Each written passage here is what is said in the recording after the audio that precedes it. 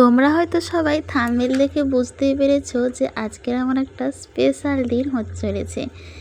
আর আজকে সত্যি আমার একটা স্পেশাল দিন। আর আজকের ব্লগটা কিন্তু তোমাদেরকে রিকোয়েস্ট করছি পুরোটা শেষ পর্যন্ত দেখার জন্য। সো হ্যালো এভরিওয়ান, তোমার সবাই কেমন আছো? আশা করি ভালো আছো। আমার আর একটি নতুন ব্লগে স্বাগত জানিয়ে আজকের ব্লগটা শুরু করতেছি। আর এখন আমি সকালে সদ্য ঘুম মাত্র থেকে উঠে বিছানাটা প্রথমে গুছিয়ে নিয়েছি। এলোমেলো অগোছালো হয়েছিল, তো সেটা আমি এখন গুছিয়ে নিয়ে কিছু খাওয়ার আগে তো মেডিসিন আছে, ওই মেডিসিনটা এখন আমি খেয়ে নিয়েছি। এখন না খেলে না এই ঘুম থেকে উঠে না খেলে আর মনেই থাকে না, ব্রাশ করে যে খাবো ওটা আর মনেই থাকে না। তো চলো এখন আমি নিচে চলে যাই। এখন আমি নিচে এসে এখন আমি ব্রাশ করে নিচ্ছি। আর ব্রাশ করতে করতে আমি এই খাটটা, আমার এখানে একটা খুব পছন্দের জায়গা।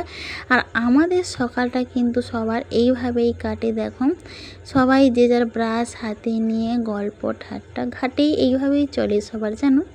আর এখানে আমি এই শুকনো কলগেট নিয়ে ইউজ করতে পারি না। আর ওখানে তো আমি একটু জল নিয়ে নিই, তার জন্য পুকুরে একটু ডুবিয়ে নিলাম, জলটা হলে ফেনাটাও ভালো হয়। এদিকে যখন আমি ব্রাশ করে আসছি দেখি না আমার মা তো তোড়জোড় শুরু করে দিয়েছে। কিসের জন্য বলো তো? তোমরা তো আগে থেকেই গেস্ট করে নিয়েছো। আমার মা ওখানে থালা করে মারছে, আর আমার ঠাম্মি এখানে দুব্বা গাছে রস বানিয়েছিল, আমাকে এক বাটি দিল, আমিও একটু খেয়ে নিলাম। সত্যি কথা বলতে দুব্বা গাছের দৌড়ও কিন্তু শরীরের পক্ষে খুবই ইম্পর্টেন্ট। এদিকে আমি সকালে ভেবেছিলাম হয়তো আজকের ওয়েদারটা সত্যি খুব ভালো, আর ভালোভাবেই হয়তো কাটবে। ও মা, 8টা যখন বাজে দেখি না কী বৃষ্টি অঝরেই বৃষ্টি হয়েই যাচ্ছে। ওদিকে আমার বরবাবু তো রাস্তা থেকে বেরোতেই পারছে না, এত পরিমাণে বৃষ্টি হচ্ছে। আর ওদিকে আমার টাইম ছিল 9:30টার সময় পুচকুর খাবার টাইম, কিন্তু ওখানে বর আসছে না বলে আমরাও ওয়েট করছি। যেহেতু এই 7টা হচ্ছে দুজনকেই দেবে একসাথে, তার জন্যই ওরা এলে দেবে। আর এখানে সবাই তো তোড়জোড় শুরু করে দিয়েছে আমার স্বাদের অনুষ্ঠানের জন্য, যেটা যেটা বানাই টিফিনের জন্য, লুচি, হালুয়া, পিঠে, 2-3 রকমের পিঠে ওইসব বানাচ্ছে আর কি। আমাকে বলছে যে তোমাকে এখানে আসতে নেই, তার জন্য আমি তাও একটু গিয়েছিলাম। আমি যেহেতু একটু ভিডিও ম্যান, তার জন্য আমাকে একটু ভিডিও করে নিতে হলো। আর এখানে আমার মা আয়ো সাজগুলো দিয়ে দিল যে ওরা আস্তে আস্তে চিরুনিটা করে নাও। তো তার জন্য আমি হালকা একটু তেল মেখে তো চিরুনিটা করেই নিচ্ছি। এখন আমি, আমার মাথায় কেউ হাত দিলে না আমার বড্ড যেন অসহ্য লাগে, তার জন্য আমি একাই তেলটা মেখে চিরুনি করে নিয়েছি। আর মা এখানে আমাকে হলদি তেল মাখিয়ে দিল। আচ্ছা, তোমাদের কি এরকম রিচুয়ালস আছে? আমাকে কিন্তু অবশ্যই জানাবে। আর এদিকে দেখো এখানে আমার হলুদ তেল মাখতে মাখতে আমার বরবাবু হাজির হয়ে গেছে। ওরা কিন্তু কেউ স্নান করে আসেনি, সবাই স্নান করবে। আমি যেই হলুদ তেলটা মাখবো ও কিন্তু সেই হলুদ তেলটা মাখবে। সবাই বলছে তোমাদের আবার একটা বিয়ে হচ্ছে, সেই রকম একটা মোমেন্ট লাগছে, কারণ আমি যেই হলুদটা মেখেছি সেই হলুদটা আমার বর মাখবে। বিয়ের সময় কি হয়, ছেলের গায়ে হলুদ মেয়ের গায়ে পড়ে, এটা হচ্ছে মেয়ের গায়ে হলুদ ছেলের গায়ে পড়বে, এইরকম একটা রিচুয়ালস আছে আমাদের এখানে। আর তারপরে আমি স্নান করে এসে আমার মা এখন পরিয়ে দিচ্ছে আলতা। আজকের সাজটা তো পুরো অন্যরকম, কেউ সাজিয়ে দেবে, অন্যের সাজে তোমাকে সাজতে হবে। তোমার আজকে নিজের পছন্দের মতো কোনো হবে না। যেরকম বিয়ের দিন অন্যেরা তোমাকে সাজিয়ে দেয়, সেই রকম আজকের দিনেও তোমাকে অন্যেরা সাজিয়ে দেবে। তো এখানে যেই চুলটার জন্য আমাকেই একাকেই চিরুনি করতে হবে, তার জন্য ভেজা চুলটা ছেড়ে দিয়ে এখন আমি চিরুনি করে নিচ্ছি প্রথমে। আর এখন আমাকে প্রথমে না টিফিনের মতো দেওয়া হবে, তার জন্য একটা সিম্পল একটা ছাপ শাড়ি পরে নিয়েছি। সত্যি কথা বলতে এই শাড়িটা আমাকে কিন্তু খুব সুন্দর লাগছিলো, বেশ মানিয়েছে।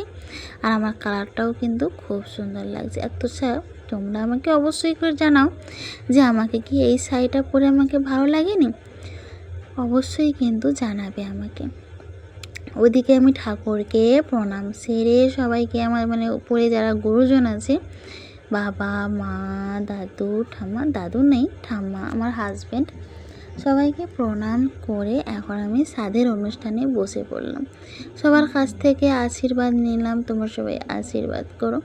যেন আমার সন্তান সুস্থভাবে থাকে। আর তোমাদেরকেও বলছি, যারা আমার ভিডিওটা দেখছো, তোমাদেরকেও রিকোয়েস্ট করছি যে আমার সন্তানকে আশীর্বাদ করো যেন সুস্থ সবলভাবে জন্মগ্রহণ করে পৃথিবীর আলো দেখে। আর এখানে দেখো আমার মা আশীর্বাদ করে দেওয়ার পরে তারপরে এলো আমার বৌদি, যাকে বলা হয় বড় ভাবি।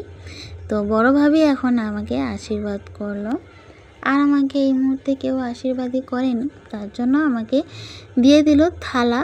আর এখানে থালাতে প্রথমে মানে ছেলে যদি কেউ থাকে, মানে ছোট বাচ্চা ছেলে যদি কেউ থাকে, সে প্রথমে তুলবে, তারপরে মেয়ে। ঠিক আছে, তো আমার ছেলে মানে সরি আমার যে আমার পাশে বসেছিল, ঠিক আছে, ওই যে জিনিসটা তুলেছে, ওরা সবাই বলছে নাকি বলবো না এখন, ঠিক আছে, যখন হবে তখন বলবো।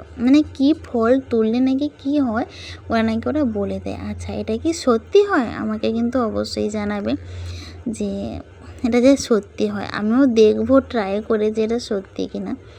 তো ও যেটা তুলেছে সবাই বলছে ভালো, তো দেখবো কীটা হয়। যাই হোক, এখন আমি একটু স্বাদ ভোগনের স্বাদের জিনিস খেতে থাকি, আর তোমরাও কিন্তু এনজয় করতে থাকো। এদিকে আমার খাওয়া দাওয়া কমপ্লিট হয়ে যাওয়ার পর এখানে একটু পোস্ট নিয়ে নিচ্ছি। সত্যি কথা বলতে তখন তো তাড়াহুড়োর মধ্যে কোনো ভিডিও শুধু ভিডিওটাই করা হয়েছে, কোনো ফটো বলো কিছুই করা হয়নি। আর সেখানে আমাকে কেউ যে ভিডিও করে দেবে সেই রকমই একটা লোকও ছিল না। এদিকে দেখো দুপুরের জন্য রান্না বান্নাও রেডি হয়ে আসছে। এখানে আমার দু বৌদি মিলে সবাই তোড়জোড়ে রান্না শুরু করেছে।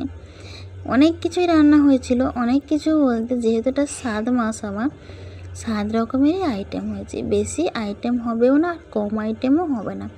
7 মাসের যেহেতু এটা 7 রকমেরই আইটেম করতে হয়, যেটা নাকি বলে ওরা সবাই, তার জন্য 7 রকমেরই রান্না হয়েছে। চলো রান্নাটা নাহলে পরেই বলবো। আর এখানে আমাকে দেখো সবাই মিলে একটু সাজিয়েছে সিম্পলভাবে।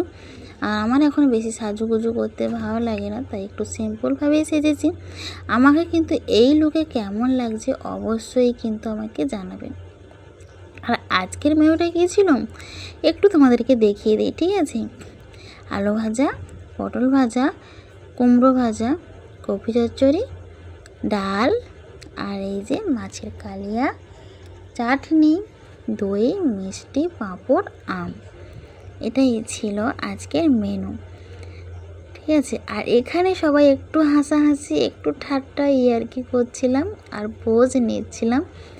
যাই হোক, তো আজকের এইভাবেই আমার সারাদিনটা এইভাবেই কেটে গেল। আর আমার স্বাদের অনুষ্ঠানটা কেমন লাগলো তোমাদের অবশ্যই কিন্তু জানাবে। আর একটা কথা লাস্টে জানিয়ে দিই, আমার বাবার ঘরে সেই রকম বড় সড়ো করে করতে পারিনি, ছোট্ট করেই করেছি। যাই হোক, আজকের ব্লগটা এতটুকু।